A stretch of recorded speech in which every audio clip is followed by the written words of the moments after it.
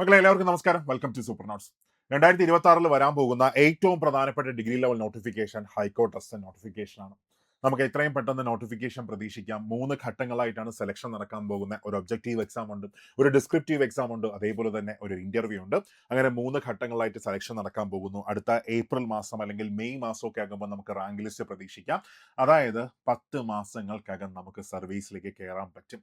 ഇപ്പോൾ degree prelims exam ഒക്കെ കയ്യിൽ നിന്ന് പോയ ആൾക്കാരാണെങ്കിൽ മക്കളെ വിഷമിക്കേണ്ട, ഹൈക്കോർട്ട് അസിസ്റ്റന്റ് വേണ്ടി പ്രിപ്പയർ ചെയ്തോ. അവിടെ ആ company board assistant rank list വരുന്ന അതേ സമയത്ത് തന്നെ നമുക്ക് ഹൈക്കോർട്ട് അസിസ്റ്റന്റ് റാങ്ക് ലിസ്റ്റും പ്രതീക്ഷിക്കാം.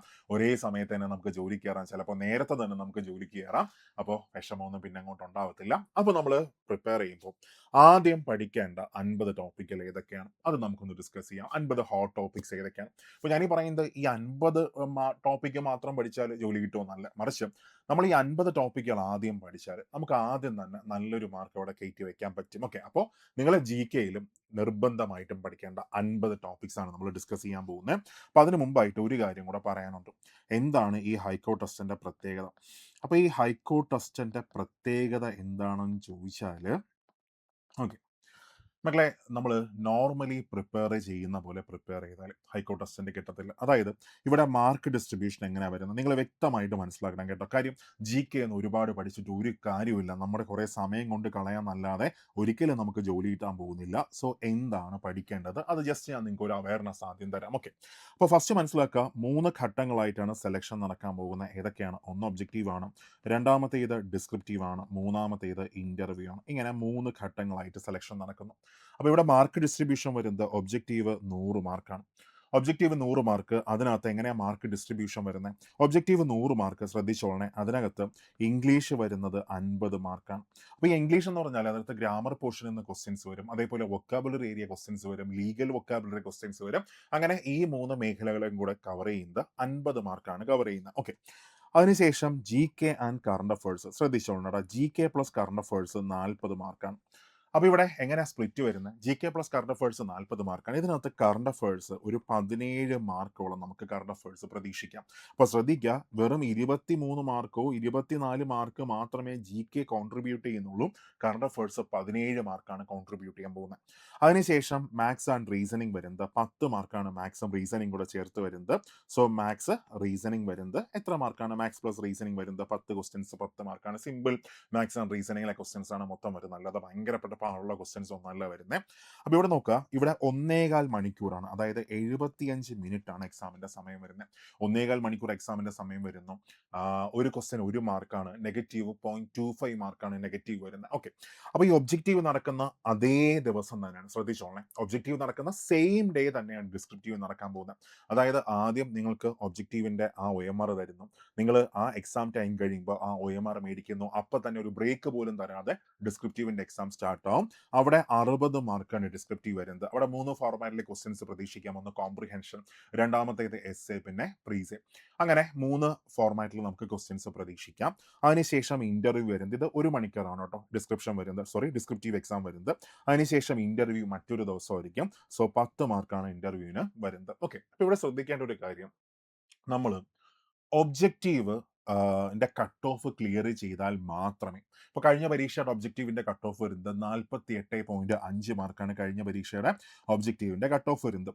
സോ ഈ ഒബ്ജക്റ്റീവിന്റെ കട്ട് ഓഫ് ക്ലിയർ ചെയ്താൽ മാത്രമേ അയാളുടെ ഡിസ്ക്രിപ്റ്റീവ് പേപ്പർ വാല്യൂ ചെയ്യത്തുള്ളൂ, അവർക്ക് മാത്രമേ ഇന്റർവ്യൂ കോൾ കിട്ടത്തുള്ളൂ. അപ്പോൾ നമ്മൾ ഒബ്ജക്റ്റീവ് പാസ്സായില്ലെങ്കിലും നമ്മൾ ഡിസ്ക്രിപ്റ്റീവ് കൂടെ ചേർത്ത് എഴുതേണ്ടി വരും. പക്ഷേ ഒബ്ജക്റ്റീവിന്റെ കട്ട് ഓഫ് ക്ലിയർ ചെയ്താൽ മാത്രമേ ഡിസ്ക്രിപ്റ്റീവിന്റെ പേപ്പർ അവിടെ വാല്യൂ ചെയ്യത്തുള്ളൂ. ഓക്കെ അല്ലേ? സെറ്റാണ്, മനസ്സിലായി? അതിനുശേഷം ഇന്റർവ്യൂ. അപ്പോൾ നമ്മൾ വിചാരിക്കും ഒബ്ജക്റ്റീവിന് കട്ട് ഓഫിനെക്കാളും നല്ല മാർക്ക് ഉണ്ടെങ്കിലേ ജോലി മേടിക്കാൻ പറ്റത്തുള്ളൂ. ഒരിക്കലുമില്ല. ഇപ്പോൾ കഴിഞ്ഞ പരീക്ഷയ്ക്ക് 22ാമത്തെ റാങ്ക് കിട്ടിയ കുട്ടിയുടെ മാർക്ക് ഒബ്ജക്റ്റീവ് 49 മാർക്കാണ്. അതായത് കട്ട് ഓഫിനെക്കാളും വെറും 0.5 മാർക്കാണ് ആ കുട്ടി കൂടുതൽ മേടിച്ചിരിക്കുന്നത്. പക്ഷേ 22ാമത്തെ റാങ്ക് സ്കോർ ചെയ്യാൻ പറ്റി, സർവീസിലേക്ക് കയറാൻ പറ്റി. കാരണം ആ കുട്ടി ഡിസ്ക്രിപ്റ്റീവിന് കുറച്ചും കൂടെ നല്ല മാർക്ക് അവിടെ സ്കോർ ചെയ്ത് വെച്ചു. ഓക്കെ, അപ്പോൾ ഇവിടെ കട്ട് ഓഫ് 100 മാർക്കിനാണ് ഈ 48.5 കട്ട് ഓഫ് വന്നേക്കുന്നത്. അപ്പോൾ ഒന്ന് ആലോചിച്ച് നോക്കിയാൽ എന്തുകൊണ്ടാണ് ഇത്രയും താഴ്ന്ന ഒരു കട്ട് ഓഫ് വരുന്നത്? കാരണം ഇതിൻ്റെ എക്സാം പാറ്റേൺ ആണ്. അതായത് ഈ നമ്മൾ പഠിക്കേണ്ടത് സത്യത്തിൽ GKയിൽ ഈ ആവശ്യമില്ലാത്ത കുറേ ടോപ്പിക്കുകളൊന്നല്ല പഠിക്കേണ്ടത്. നമ്മൾ ഹോട്ട് ടോപ്പിക്സിന് ഫസ്റ്റ് പ്രയോറിറ്റി കൊടുത്താൽ, പഠിക്കേണ്ട സാധനങ്ങൾക്ക് ഫസ്റ്റ് പ്രയോറിറ്റി കൊടുത്താൽ GKക്ക് നമുക്ക് നല്ല മാർക്ക് അവിടെ കയറ്റി നമുക്ക് വയ്ക്കാൻ പറ്റും. ഓക്കെ, അപ്പോൾ വിത്ത് എ പ്രോപ്പർ സ്ട്രാറ്റജി എല്ലാ ദിവസവും ഒരു 4 മണിക്കൂർ മാറ്റി വെച്ചാൽ ഈ ജോലി നമുക്ക് ഉറപ്പിക്കാം. അപ്പോൾ അതിന് ആദ്യം പഠിക്കേണ്ട ടോപ്പിക്കുകൾ ഏതൊക്കെയാണ്? ഓക്കെ, ഒന്ന് ശ്രദ്ധിച്ചോളണം. എനിക്കൊരു കാര്യം കൂടെ പറയാനുണ്ട്. GK മക്കളെ 23 മാർക്കേ GK വരുന്നുള്ളൂ. നിങ്ങൾ അതിനു വേണ്ടി നിങ്ങളുടെ ഫുൾ സമയം കൊണ്ട് കളയരുത്. ഒരു 400 മണിക്കൂർ GK പഠിക്കാം, അത്രയും ഉണ്ടല്ലോ. ഒന്നുമില്ല. GK ഇമ്പോർട്ടൻ്റ് ആയ കുറച്ച് ടോപ്പിക്കുകൾ മാത്രമേ വരത്തുള്ളൂ. കഴിഞ്ഞ ക്വസ്റ്റ്യൻ പേപ്പറിൽ നോക്കുക, ആ ടോപ്പിക്കുകൾ റിപ്പീറ്റ് ചെയ്തുകൊണ്ടിരിക്കുകയാണ്. ഞാൻ ഈ പറയുന്ന ടോപ്പിക്കുകൾ റിപ്പീറ്റ് ചെയ്തുകൊണ്ടിരിക്കുകയാണ്, അങ്ങനെ ക്വസ്റ്റ്യൻസ് വരത്തുള്ളൂ. നിങ്ങൾക്ക് സംശയം ഉണ്ടെങ്കിൽ കഴിഞ്ഞ ഹൈക്കോർട്ടിൻ്റെ ക്വസ്റ്റ്യൻ പേപ്പറിൽ ഫുൾ എടുത്ത് നോക്കാം. അത് ഹൈക്കോർട്ട് അസിസ്റ്റൻ്റ് തന്നെ ആവണമെന്നില്ല. ഹൈക്കോർട്ടിൻ്റെ ഏത് പരീക്ഷകളുടെ എക്സാം നിങ്ങൾ എടുത്ത് നോക്കാം, ഒരേ ടോപ്പിക്കിൽ നിന്നാണ് ക്വസ്റ്റ്യൻസ് റിപ്പീറ്റ് ചെയ്തുകൊണ്ടിരിക്കുന്നത്. അപ്പോൾ ആ ടോപ്പിക്കുകൾ നിങ്ങൾ ഫസ്റ്റ് പ്രയോറിറ്റി കൊടുത്ത് പഠിച്ച് തീർത്തോ. അല്ലാതെ ആവശ്യമില്ലാത്ത കുറേ കാര്യങ്ങളിൽ ഫോക്കസ് ചെയ്ത് നിങ്ങളുടെ വിലപ്പെട്ട സമയം, താല്പര്യം, ആ പഠിക്കാനുള്ള ത്വര ഒന്നും കൊണ്ട് കളയരുത്. ഓക്കെ, ആ ഹോട്ട് ടോപ്പിക്സ് ഫസ്റ്റ് പഠിച്ച് തീർത്തു. നമുക്ക് നോക്കാം. അപ്പോൾ ഇവിടെ കറണ്ട് അഫേഴ്സ് ആണ് ഫസ്റ്റ് നോക്കുന്നത്. ഇപ്പം ഞാൻ ഈ GK ആൻഡ് കറണ്ട് അഫേഴ്സ് ആണ് ഈ 50 ഹോട്ട് ടോപ്പിക്സ് എടുത്തേക്കുന്നത്. കാര്യം ഇംഗ്ലീഷ് ഒന്നും നമുക്ക് കളയാനില്ല, മാത്സ് ഒന്നും നമുക്ക് ഒഴിവാക്കാനില്ല. അപ്പോൾ അതൊക്കെ ഫുള്ള് നമ്മൾ പഠിച്ചേ പറ്റത്തുള്ളൂ. പക്ഷേ എല്ലാവരും കൂടുതൽ സമയം കളയുന്ന എവിടെയാണ്? GK ആൻഡ് കറണ്ട് അഫേഴ്സിനാണ്. സോ ഇത്രയും ടോപ്പിക്കുകൾ നിങ്ങൾ ഫസ്റ്റ് ഒന്ന് പഠിച്ച് തീർത്തോ. ആദ്യം നമുക്ക് കറണ്ട് അഫേഴ്സിലേക്ക് നമുക്ക് പോവാം. ഓക്കെ, ഇപ്പോൾ ഇവിടെ ഫസ്റ്റ് നോക്കാം. കറണ്ട് അഫേഴ്സിൽ ആദ്യം നമ്മൾ നോക്കേണ്ടത് സെൻട്രൽ ഗവൺമെൻറ് സ്കീംസ് ആണ് ഫസ്റ്റ് നോക്കേണ്ടത്. സെൻട്രൽ ഗവൺമെൻറ് സ്കീംസ്, അതേപോലെ തന്നെ സ്റ്റേറ്റ് ഗവൺമെൻറ് സ്കീംസ്. അപ്പോൾ ഈ സ്കീംസ് പഠിക്കുമ്പോൾ അതിൻ്റെ കൂടെ പ്രോജക്റ്റിങ്ങിലൂടെ പഠിച്ചേക്കുക. അടുത്തായിട്ട് സെൻട്രൽ ഗവൺമെൻറ് കൊണ്ടുവന്ന പ്രോജക്റ്റ് ഏതാണ്? ഫോർ എക്സാമ്പിൾ ഇപ്പോൾ ആൻഡമാൻ നിക്കോബാറിൽ പുതിയ പ്രോജക്റ്റുകൾ കൊണ്ടുവന്നുകൊണ്ടിരിക്കുകയാണ്. അപ്പോൾ അങ്ങനെയുള്ള പ്രോജക്റ്റുകൾ മൊത്തം പഠിക്കുക. സെൻട്രൽ ഗവൺമെൻറ് സ്കീംസ്, പിന്നെ പ്രോജക്റ്റ്. അതേപോലെ തന്നെ കേരള ഗവൺമെൻറ് സ്കീംസ്, പിന്നെ പ്രോജക്റ്റ്. അതേപോലെ first in India, first in Kerala, അതൊക്കെ മൊത്തം ഒന്ന് പഠിച്ചേക്കാം. ഓക്കെ, ഇമ്പോർട്ടൻ്റ് ആണ്, ഭയങ്കര ഇമ്പോർട്ടൻ്റ് ആണ്. ഇപ്പോൾ നമ്മളത് നമ്മുടെ ബാച്ചിൽ സ്ഥിരം എക്സാം ഒക്കെ നമ്മൾ കൊടുക്കുന്നുണ്ട്. ഇപ്പോൾ കൊടുത്തു തുടങ്ങാൻ പോവുകയാണ്. First in India, first in Kerala, അതിൽ എല്ലാ ഫാക്റ്റുകളും വെച്ച് കൊടുത്തു തുടങ്ങാൻ പോവുകയാണ്. ഭയങ്കര ഇമ്പോർട്ടൻ്റ് ആണ് അതൊക്കെ. അതിനുശേഷം സെൻട്രൽ അപ്പോയിൻമെൻറ്റ്സ്, സ്റ്റേറ്റ് അപ്പോയിൻമെൻറ്റ്സ്. ഓരോ പദവികളിൽ ആരൊക്കെയാണ് ഇരിക്കുന്നത്, ഒരു മാർക്ക് നമുക്ക് ഉറപ്പിക്കാൻ പറ്റുന്ന ഒരു ടോപ്പിക്കാണ്. ദെൻ ലിറ്റററി അവാർഡ്സ്, ഏറ്റവും പ്രധാനപ്പെട്ട ടോപ്പിക്കിലൊന്നാണ് ലിറ്റററി അവാർഡ്സ്. പ്രത്യേകിച്ച് കേരളത്തിലെ ലിറ്റററി അവാർഡ്സ് ആരാണ് റീസെൻ്റ്ലി നേടിയത്, ദെൻ ഇന്ത്യയിലെ ലിറ്റററി അവാർഡ്സ് മൊത്തം ആരാണ് റീസെൻ്റ്ലി നേടിയത്, പ്രധാനപ്പെട്ട മൊത്തം ഒന്ന് പഠിച്ചു വെച്ചിരിക്കുക. പിന്നെ സ്പോർട്സ് അവാർഡ്സ് മൊത്തം നോക്കാം. ഗ്രാമപഞ്ചായത്ത് അവാർഡ്സ്, അതായത് കേരള ഗ്രാമപഞ്ചായത്ത് അവാർഡ്സ്, സ്വരാജ് ട്രോഫി, ആ അവാർഡ്സ് മൊത്തം നോക്കാം. ഓരോ ഗ്രാമപഞ്ചായത്തിൻ്റെ പെർഫോമൻസ് എങ്ങനെയാണ്, ആരാണ് മുന്നിൽ നിൽക്കുന്നത്, നന്നായിട്ടൊന്ന് പഠിച്ചു വെച്ചേക്കാം. പിന്നെ ഇന്ത്യയുടെ ഇൻഡെക്സ് റേറ്റിംഗ് ഒന്ന് നോക്കി വെച്ചേക്കാം. ഇപ്പോൾ ഇന്ത്യയുടെ പാസ്പോർട്ട് ഇൻഡെക്സ് റേറ്റിംഗ് എത്രയാണ്, അതേപോലെ തന്നെ വൃത്തിയിൽ ഇന്ത്യയിലെ ഇൻഡെക്സ് റേറ്റിംഗ് എത്രയാണ് വരുന്നത്, ഹങ്കർ ഇൻഡെക്സ് സ്റ്റാറ്റസ് എത്രയാണ് വരുന്നത്, അങ്ങനെ ആ പോയിന്റുകൾ മൊത്തം ഒന്ന് പഠിച്ചു വെച്ചേക്കാം. ഒരു 10-20 ഇൻഡെക്സ് റേറ്റിംഗ് മാത്രമേ വരത്തുള്ളൂ, ഈസി ആയിട്ട് പഠിക്കാം. ഓക്കെ, അതിനുശേഷം ഇന്ത്യയിലെ പ്രധാനപ്പെട്ട പോർട്ടുകൾ നോക്കാം. പ്രത്യേകിച്ച് റീസെൻ്റ് ആയിട്ട് വിഴിഞ്ഞം പോർട്ട്. അപ്പോൾ വിഴിഞ്ഞം പോർട്ട് ഇപ്പോഴും ഇമ്പോർട്ടൻ്റ് ആണ്, അതൊരു ഹോട്ട് ടോപ്പിക്കാണ്. കാര്യം കഴിഞ്ഞ 2 വർഷം കൊണ്ട് 1000 മദർഷിപ്പുകളാണ് ഇപ്പോൾ വിഴിഞ്ഞം പോർട്ടിലേക്ക് വന്നിരിക്കുന്നത്. ഓക്കെ, അപ്പോൾ അതൊരു വലിയ അച്ചീവ്മെൻ്റ് ആണ്. അതായത് സൗത്ത് ഇന്ത്യയിൽ ഇപ്പോൾ ഏറ്റവും അധികം കപ്പലുകൾ വന്ന് പോകുന്ന പോർട്ട് വിഴിഞ്ഞം പോർട്ടാണ്. അപ്പോൾ അവിടെ ഒരുപാട് കറണ്ട് അഫേഴ്സ് ഉണ്ട്, നന്നായിട്ട് പഠിക്കാം. ബാക്കിയുള്ള പോർട്ടുകളുടെ ഫാക്റ്റുകളും കൂടെ ഒന്ന് നോക്കി വെച്ചേക്കാം. ദെൻ ഒളിമ്പിക്സ് പഠിക്കുക. ദെൻ ഫിഫ വേൾഡ് കപ്പ്, ഇപ്പോൾ നടന്നുകൊണ്ടിരിക്കുകയാണ് ഫിഫ വേൾഡ് കപ്പ്, അത് നന്നായിട്ട് പഠിക്കാം. പിന്നെ IPL, T20 world cup, cricket world cup, ആ ടോപ്പിക്കുകൾ മൊത്തം നോക്കുക. ISL മൊത്തം നോക്കുക. അങ്ങനെ സ്പോർട്സ് ഇവൻറ്റ്സ് മൊത്തം നന്നായിട്ട് പഠിച്ചു വെച്ചിരിക്കാം. ലാസ്റ്റ് നടന്ന സ്പോർട്സ് ഇവൻറ്റ്സ്, അതിനകത്ത് ആരാണ് ഏറ്റവും നന്നായിട്ട് പെർഫോം ചെയ്തത്, നന്നായിട്ട് പഠിക്കാം. അതിനുശേഷം court related current affairs, very very very very very very very important ആണ്. കോർട്ട് റിലേറ്റഡ് കറണ്ട് അഫേഴ്സ്, ഇന്ത്യയിലെ എല്ലാ ഹൈക്കോർട്ടുകൾ റിലേറ്റഡ് കറണ്ട് അഫേഴ്സ് നന്നായിട്ടൊന്ന് പഠിച്ചു വെച്ചേക്കാം. നിങ്ങൾക്ക് 1-2 മാർക്ക് ഉറപ്പായിട്ടും അവിടെ കിട്ടിയിരിക്കും. അതേപോലെ ഹൈക്കോർട്ട് പരീക്ഷകളുടെ ഇഷ്ടപ്പെട്ട ഒരു ടോപ്പിക്കാണ് ഇന്ത്യയിലെ മോണുമെന്റ്സ്. അതിൻ്റെ റീസെൻ്റ് ആയിട്ടുള്ള പ്രത്യേകതകൾ എന്തൊക്കെയാണ്, എന്തെങ്കിലും പ്രത്യേകത സംഭവിച്ചോ, UN ഹെറിറ്റേജ് ലിസ്റ്റിനകത്ത് ഏതെങ്കിലും ഇൻക്ലൂഡ് ചെയ്തോ, ഇന്ന മോണുമെന്റ് എവിടെ സ്ഥിതി ചെയ്യുന്നു, മസ്റ്റായിട്ടും പഠിച്ചു വെച്ചേക്കാം. അതില്ലാതെ ഒരു ക്വസ്റ്റ്യൻ ഇല്ല. ഓക്കെ, കഴിഞ്ഞ 2 ഹൈക്കോർട്ട് പരീക്ഷകൾ നോക്കുകയാണെങ്കിലും, ഹൈക്കോർട്ട് എല്ലാ പരീക്ഷകളും നോക്കുകയാണെങ്കിലും അവിടെ നിന്ന് ക്വസ്റ്റ്യൻസ് വന്നിട്ടുണ്ട്, വളരെ ഇമ്പോർട്ടൻ്റ് ആണ്. അതേപോലെ UN heritage sites in India, അതും കൂടെ നോക്കി വെച്ചേക്കാം. പിന്നെ ഫേമസ് ബുക്സ് ആൻഡ് ഓതേഴ്സ്, ആ ടോപ്പിക്ക് നോക്കാം. ബാങ്കിങ് റിലേറ്റഡ് കറണ്ട് അഫേഴ്സ് മൊത്തം നോക്കാം. നാഷണൽ ഗെയിംസ് നോക്കാം. ഒളിമ്പിക്സ് നോക്കാം. നേരത്തെ ഒളിമ്പിക്സ് ഇട്ടിട്ടുണ്ടോ? യെസ്, ഒളിമ്പിക്സ് ഇട്ടിട്ടുണ്ട്. ഒരു ടോപ്പിക്ക് റിപ്പീറ്റ് ആയിട്ടുണ്ട് കേട്ടോ. ഓക്കെ, അപ്പോൾ ഒളിമ്പിക്സ്, അതേപോലെ നാഷണൽ ഗെയിംസ് മൊത്തം നോക്കുക. സ്പേസ് മിഷൻസ് മൊത്തം നോക്കുക. മക്കളെ, സ്പേസ് മിഷൻസ് വളരെ ഇമ്പോർട്ടൻ്റ് ആണ്. ISROയുടെ റീസെൻ്റ് ആയിട്ടുള്ള ആക്ടിവിറ്റീസ് ഏതൊക്കെയാണ്, 2025-26 ISROയുടെ ലോഞ്ചസ് ഏതൊക്കെയാണ്, DRDOയുടെ കോൺട്രിബ്യൂഷൻസ് എന്തൊക്കെയാണ്, ഇന്ത്യ ഏതെല്ലാം രാജ്യങ്ങൾക്ക് മിസൈൽ കയറ്റി അയച്ചു, ഇന്ത്യ ഏതെല്ലാം രാജ്യങ്ങളിൽ നിന്ന് ഇമ്പോർട്ട് ചെയ്തു, അങ്ങനെ ഡിഫൻസ് റിലേറ്റഡ് കറണ്ട് അഫേഴ്സ് വളരെ ഇമ്പോർട്ടൻ്റ് ആണ്. മൊത്തം ഒന്ന് പഠിച്ചു വെച്ചിരിക്കുക. ദെൻ മേജർ സ്പോർട്സ് ഇവൻറ്റ്സ്, അതിൻ്റെ വെന്യൂസ്, അതിൻ്റെ വിന്നേഴ്സ് മൊത്തം ഒന്ന് നോക്കുക.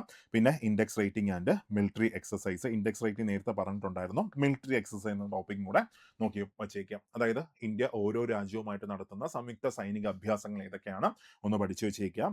Then Nobel prize, then Abel prize, Oscar, national and state film awards നോക്കുക.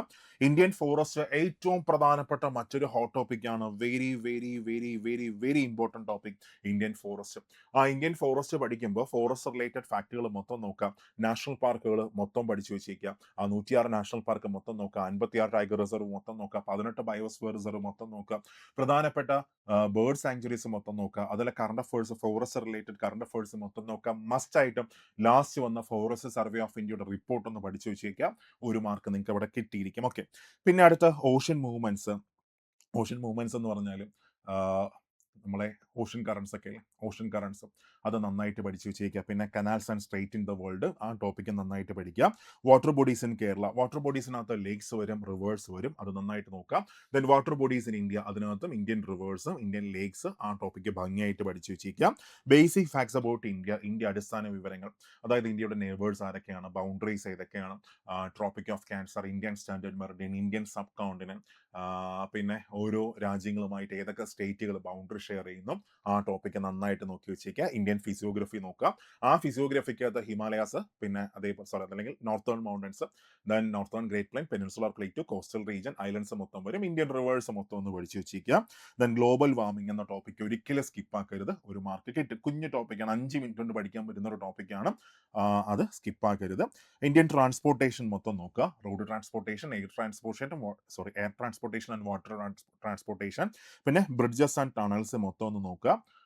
ഭയങ്കര ഇമ്പോർട്ടൻ്റ് ആണ്. കാര്യം കഴിഞ്ഞ പരീക്ഷയ്ക്കൊക്കെ നമ്മുടെ മൈത്രി സേതു ഒക്കെ ചോദിച്ചിട്ടുണ്ട്. മൈത്രി സേതു ഏത് റിവറിന് കുറുകെയാണ്, ആരെയൊക്കെ തമ്മിൽ കണക്ട് ചെയ്യുന്നു, ആ ക്വസ്റ്റ്യൻ ഒക്കെ വന്നിട്ടുണ്ട്. അപ്പോൾ എപ്പോഴും ഹൈക്കോർട്ടിന് ഇഷ്ടമുള്ള ഒരു ടോപ്പിക്കാണ് ബ്രിഡ്ജസ് ആൻഡ് ടണൽസ്.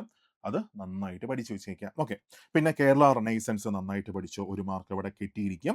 പിന്നെ ഫ്രീഡം മൂവ്മെന്റ്സ് ഇൻ കേരള നോക്കുക. വേരിയസ് സിവിലൈസേഷൻ നോക്കുക. ഇൻഡസ് വാലി സിവിലൈസേഷൻ, അതൊക്കെ ഭംഗിയായിട്ട് പഠിക്കാം. 1 മാർക്ക് കിട്ടിയിരിക്കും. പിന്നെ അത് കഴിഞ്ഞ് ലാസ്റ്റ് നടന്ന ലോക്സഭ ഇലക്ഷൻ, ലാസ്റ്റ് നടന്ന കേരള ലെജിസ്ലേറ്റീവ് അസംബ്ലി ഇലക്ഷൻ ഭംഗിയായിട്ട് പഠിക്കാം. ആരാണ് ഏറ്റവും അധികം വോട്ട് നേടിയത്, അതിന്റെ പ്രത്യേകത എന്തൊക്കെയാണ്, ജസ്റ്റ് ഒരു ക്ലാസ്സേ ഉള്ളൂ, അത് ഭംഗിയായിട്ടൊന്ന് പഠിച്ചു വെച്ചേക്കുക. ഓക്കെ, പിന്നെ ഫോർമേഷൻ ഓഫ് കോൺസ്റ്റിറ്റ്യൂഷനിലേക്ക് വരുമ്പോൾ അവിടെ കുറേ ഹോട്ട് ടോപ്പിക്സ് ഉണ്ട്. ഒന്ന് ഫോർമേഷൻ ഓഫ് കോൺസ്റ്റിറ്റ്യൂഷൻ ഭയങ്കര ഇമ്പോർട്ടൻ്റ് ആണ്. ഞാൻ ഹൈക്കോർട്ട് റിലേറ്റഡ് ഫാക്ട്സ് ഭയങ്കര ഇമ്പോർട്ടൻ്റ് ആണ്. അതായത് ഓരോ ഹൈക്കോർട്ടും റീസെൻ്റ് ആയിട്ട് പുറപ്പെടുപ്പിച്ച വിധിക്ക് എന്തെങ്കിലും പ്രത്യേകത ഉണ്ടെങ്കിൽ ആ വിധി വരെ ഒന്ന് പഠിച്ചു വെച്ചേക്കുക. ഏത് ജസ്റ്റിസ് ആണ് അത് പുറത്തുവിട്ടത്, അല്ലെങ്കിൽ ആ വിധി പ്രസ്താവിച്ചത്, അതൊന്ന് പഠിച്ചു വെച്ചേക്കുക. പിന്നെ പ്രധാനപ്പെട്ട അമെൻമെന്റ്സ് മൊത്തം നോക്കുക. ആർട്ടിക്കിൾസ് മൊത്തം നോക്കുക. അത് കഴിഞ്ഞ് ഭാരതീയ ന്യായ സംഹിതാന്റെ IPC, അത് തമ്മിലുള്ള ഒരു കമ്പാരിസൺ ഒന്ന് പഠിച്ചു വെക്കുന്നത് നല്ലതായിരിക്കും. ഓരോന്നിലും എത്ര സെഷൻ ആണുള്ളത്, എത്ര സെഷൻ കൂടുതലുണ്ട്, എന്തൊക്കെ മാറ്റങ്ങൾ വന്നു, അത് നന്നായിട്ടൊന്ന് പഠിക്കുക. പിന്നെ കേരള ഹൈക്കോർട്ട്, അതിന്റെ ഫോർമേഷൻ, അതുമായിട്ട് ബന്ധപ്പെട്ട ഫാക്ടുകൾ മൊത്തം നോക്കുക. Famous judgments and courts by justice, ഓരോ പ്രധാനപ്പെട്ട കുറച്ച് വിധികളുണ്ടല്ലോ, ഇന്ന ജസ്റ്റിസ് പുറപ്പെടുവിപ്പിച്ച പ്രധാനപ്പെട്ട വിധികൾ, അല്ലെങ്കിൽ ഇന്ന ജസ്റ്റിസ് പറഞ്ഞ പ്രധാനപ്പെട്ട വാക്കുകൾ, അതൊക്കെ ഭംഗിയായിട്ടൊന്ന് പഠിക്കുക. പിന്നെ various commissions in India and Kerala, ഇന്ത്യയിലെ പ്രധാനപ്പെട്ട കമ്മീഷൻസും കേരളത്തിലെ പ്രധാനപ്പെട്ട കമ്മീഷൻസും ഒന്ന് പഠിച്ചു വെച്ചേക്കുക. Then cyber crimes, cyber law, networking, IT-യിലേക്ക് വരുമ്പോൾ networking software, internet, input device, output device, memory units, അത്രയും ടോപ്പിക്കുകളൊന്ന് ഭംഗിയായിട്ട് പഠിക്കാം.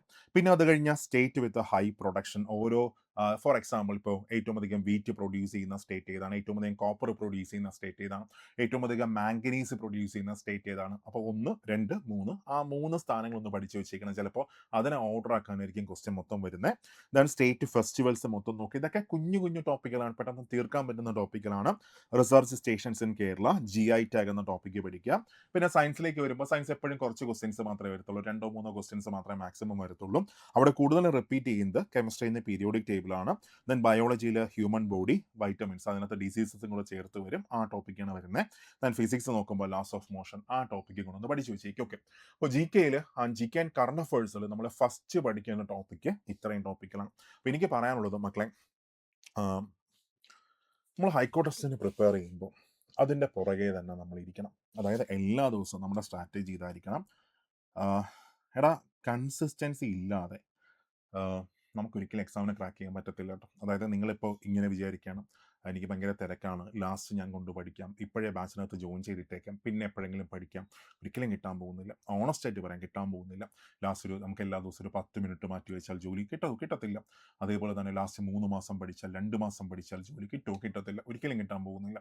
നിങ്ങൾ കൺസിസ്റ്റൻ്റ് ആയിട്ട് എല്ലാ ദിവസവും ഒരു 3 മണിക്കൂർ, മിനിമം 3 മണിക്കൂർ മാറ്റി വയ്ക്കാൻ റെഡിയാണെങ്കിൽ നിങ്ങൾ പഠിച്ചു തുടങ്ങിക്കോ. ഉറപ്പായിട്ട് നിങ്ങൾക്ക് എക്സാമിനെ ക്രാക്ക് ചെയ്യാൻ പറ്റും. എങ്ങനെയാണ് പഠിക്കേണ്ടത്? എല്ലാ ദിവസവും പുതിയൊരു ടോപ്പിക്ക് മസ്റ്റായിട്ടും പഠിക്കാം. എല്ലാ ദിവസവും പുതിയൊരു ടോപ്പിക്ക് പഠിക്കുക. ഒരു 3 ടോപ്പിക്കിന് റിവിഷൻ കൊടുക്കുക. റിവിഷൻ എന്ന് പറഞ്ഞാൽ വീണ്ടും കുത്തിയിരുന്ന് പഠിക്കുന്നതല്ല, ഓടിച്ച് വായിച്ച് പോകുന്നതിനാണ് റിവിഷൻ എന്ന് പറയുന്നത്. അതേപോലെ തന്നെ എല്ലാ ദിവസവും ഒരു കുഞ്ഞ് MCQ ഒന്ന് പ്രാക്ടീസ് ചെയ്തോ, കുഞ്ഞൊരു MCQ പ്രാക്ടീസ് ചെയ്തോ. എന്നിട്ട് വൈകുന്നേരം ഒരു ദിവസം ചെയ്ത കാര്യങ്ങളൊക്കെ ഒന്ന് ഡോക്യുമെൻ്റ് ചെയ്തോ. നിങ്ങളുടെ ലൈഫ് ചെറുതായിട്ടൊന്ന് ഡോക്യുമെൻ്റ് ചെയ്തോ. ഉറപ്പായിട്ടും മാറ്റങ്ങൾ വരും, മാറ്റങ്ങളുണ്ടാവും. നന്നായിട്ട് പഠിച്ചോ. ഇനി നിങ്ങൾക്ക് നല്ലൊരു സ്ട്രക്ചേർഡ് ആയിട്ടൊരു ബാച്ചിൽ ജോയിൻ ചെയ്യാൻ ആഗ്രഹമുണ്ട്, വിത്ത് എ പ്രോപ്പർ മെൻറ്റർഷിപ്പ്, എല്ലാം അടിപൊളിയായിട്ടൊരു ബാച്ചിൽ ജോയിൻ ചെയ്യാൻ ആഗ്രഹമുണ്ടെങ്കിൽ ഡേറ്റ് മറക്കണ്ട. ജൂലൈ 1 നമ്മുടെ സൂപ്പർ നോട്ട്സിൻ്റെ പുതിയ ബാച്ച് നമ്മൾ ഹൈക്കോർട്ട് ടെസ്റ്റിൻ്റെ സ്റ്റാർട്ട് ചെയ്യാൻ പോവുകയാണ്. അപ്പോൾ അതിനകത്ത് ഒബ്ജക്റ്റീവ്, ഡിസ്ക്രിപ്റ്റീവ്, ഇൻ്റർവ്യൂ, ഇതിൻ്റെ 3ൻ്റെ ഗൈഡൻസ് നിങ്ങൾക്ക് കിട്ടിയിരിക്കും വിത്ത് എ പ്രോപ്പർ മെൻറ്റർഷിപ്പ്. അതായത് കൃത്യമായിട്ട് ടെലഗ്രാമിൽ റിപ്ലൈ ചെയ്യുന്നതിനല്ല നമ്മൾ മെൻറ്റർഷിപ്പ് എന്ന് പറയുന്നത്. അത് നിങ്ങൾക്ക് ഓൾറെഡി ഉണ്ട്, അത് വലിയ സംഭവമില്ല. കൃത്യമായിട്ട് നിങ്ങളെ ഗൈഡ് ചെയ്ത് കൊണ്ടുപോകുന്നതായിരിക്കും. എങ്ങനെ നന്നായിട്ട് പഠിക്കാം, എങ്ങനെ ടൈം മാനേജ് ചെയ്യാം, എങ്ങനെ സ്ട്രെസ്സിനെ ഹാൻഡിൽ ചെയ്യാം, നമുക്ക് ജോലിക്ക് പോയിട്ട് എങ്ങനെ പ്രിപ്പയർ ചെയ്യാം, സമയം എങ്ങനെ സേവ് ചെയ്യാം, അതൊക്കെ അങ്ങനെ ഓരോ സെഷനായിട്ട് കൃത്യമായിട്ടുള്ള മെൻറ്റർഷിപ്പ് സെഷനോടെ നമ്മുടെ പുതിയ ബാച്ച് ജൂലൈ 1 സ്റ്റാർട്ട് ചെയ്യുന്നു. നിങ്ങൾക്ക് ഒരു കാര്യം ഉറപ്പിക്കാം, ആവശ്യമുള്ളത് മാത്രമേ നിങ്ങൾക്ക് കിട്ടത്തുള്ളൂ. അല്ലാതെ GK മാത്രം നിങ്ങൾക്ക് ഒരു 400 മണിക്കൂർ ഇവിടെ നിന്ന് ചിലപ്പോൾ എവിടെ നിന്നെങ്കിലും ക്വസ്റ്റ്യൻസ് വരാം, അങ്ങനെയൊന്നുമില്ല. ആവശ്യമുള്ളത് മാത്രം ഈ എക്സാം പാറ്റേൺ അനുസരിച്ചുള്ള സെയിം സാധനം ഈ ബാച്ചിന് വേണ്ടി മാത്രമുള്ള കോണ്ടൻസ് ആയിരിക്കും നിങ്ങൾക്ക് കിട്ടാൻ പോകുന്നത്. അപ്പോൾ ജൂലൈ 1 നമ്മൾ സ്റ്റാർട്ട് ചെയ്യുന്നു. കുറച്ച് സീറ്റുകളുണ്ടേ ഉള്ളൂ. അപ്പോൾ ജോയിൻ ചെയ്യാൻ ആഗ്രഹിക്കുന്ന എല്ലാവരും പെട്ടെന്ന് തന്നെ ജോയിൻ ചെയ്തോ. അതിനായിട്ട് 8281223366 ആ നമ്പറിൽ കോൺടാക്ട് ചെയ്തോ. അല്ലെങ്കിൽ സൂപ്പർ നോട്ട്സിൻ്റെ ആപ്പ് ഡൗൺലോഡ് ചെയ്യുക. അവിടെ നിങ്ങൾക്ക് ആ ബാച്ച് കാണാൻ പറ്റും. നമ്മുടെ ഫസ്റ്റ് ബാച്ച് ആണെങ്കിൽ വളരെ പെട്ടെന്നാണ് ഫില്ലായത്. അപ്പോൾ നമ്മൾ സത്യത്തിൽ ഇനി അടുത്ത ഒരു പുതിയ ബാച്ച് വേണോ വേണ്ടേ അങ്ങനെ ആലോചിച്ചുകൊണ്ട് നിൽക്കായിരുന്നു. അപ്പോൾ ഒരുപാട് കുട്ടികളുടെ റിക്വസ്റ്റ് കാരണമാണ് നമ്മൾ പുതിയ ബാച്ച് സ്റ്റാർട്ട് ചെയ്തത്. അപ്പോൾ ഇനി താമസിച്ച് ജോയിൻ ചെയ്യാൻ നിൽക്കേണ്ട. ജോയിൻ ചെയ്യാൻ ആഗ്രഹിക്കുന്നവരൊക്കെ പെട്ടെന്ന് തന്നെ ജോയിൻ ചെയ്തോ. നമുക്ക് ക്ലാസ്സിൽ കാണാം. All the best.